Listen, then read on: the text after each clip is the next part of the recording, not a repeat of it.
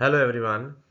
In this video we are given a function uh, f of x which is equal to x cube into b times 2 power x minus 2 power minus x, and it is given that this function is an even function and we have to solve for b, means we have to find the value of b.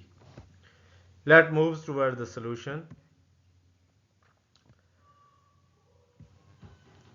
Since f of x is even function, so by the definition of even function, f of x is equal to f of minus x. Applying this definition on the function, this one, we will substitute minus x at the place of x wherever it is.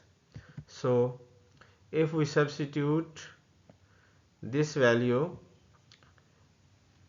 this is equal to replacing minus x by x in the relation, so we will get this equality, and if we simplify this minus x cube, then it will be minus x cube. All the other term will remain same as in the above relation, so this x cube will be cancelled out with this x, and the remaining relation will be b times 2x minus 2 power minus x, that is equal to minus b times 2 power minus x, and when this minus will multiply with this, it will become plus 2 power x. So taking all these terms on one side, we will get this relation.